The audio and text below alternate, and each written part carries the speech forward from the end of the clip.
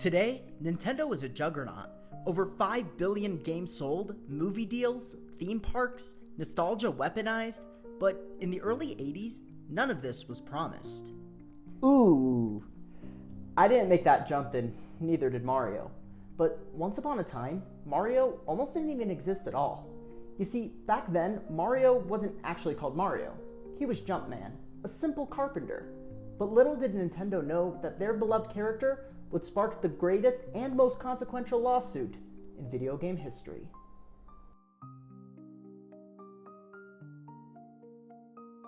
Nintendo of America launches Radar Scope. It bombs. Thousands of cabinets, unsold, stacked in a warehouse in Tukwila, Washington.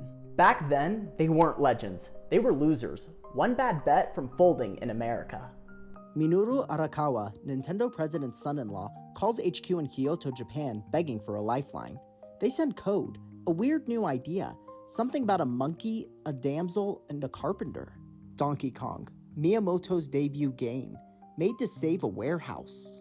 The team retrofits the radar scope boards, ships out the new cabinets, and against all odds, the game explodes. Arcades can't get enough. Lines form. Players are obsessed. A narrative in pixels. A personality in a platformer. A mascot is born. Employees call the new Seattle HQ the house that Donkey Kong built, until a letter shows up. April 1982. Universal Studios sends Nintendo a telex. You have 48 hours to cease Donkey Kong. Copyright infringement. King Kong. They've done this before. Coleco backed down. Atari paid quietly. Universal's president? Sid Sheinberg. Legal shark. Ruthless. And Sheinberg wasn't bluffing. He built his career on fear, and now he was targeting Nintendo's Little Redmond office. And everyone expects Nintendo to fold, but they don't. Minoru Arakawa calls in his legal counsel, an attorney named Howard Lincoln. Lincoln reads Universal's threat and laughs. They claim copyright? They don't even own King Kong. In a previous case, Universal themselves argued that King Kong was in the public domain, and won. So Lincoln brings in the big guns. John Kirby, civil rights lawyer, brilliant, grounded, quietly fierce. Together, they prepare a counterattack. Here's what nobody saw coming. Nintendo didn't just send a lawyer. They sent a game master, Jerry Momoda, Nintendo's first US game analyst, a literal game master. Nintendo flies him to New York. He brings his girlfriend, wears a suit, eats pancakes with Howard Lincoln, and on August 8, 1983, he walks into federal court. Judge Robert Sweet comes down from the bench, watches Jerry demo Donkey Kong, then Donkey Kong Jr.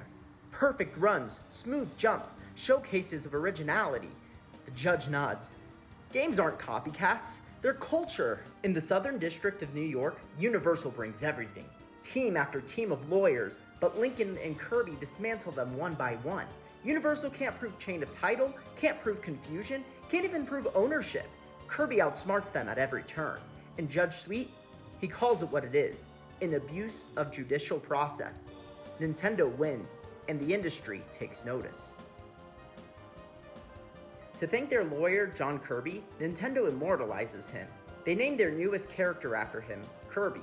Small, resilient, unassuming, fierce. Lincoln will eventually become Nintendo's CEO. But imagine if this went the other way.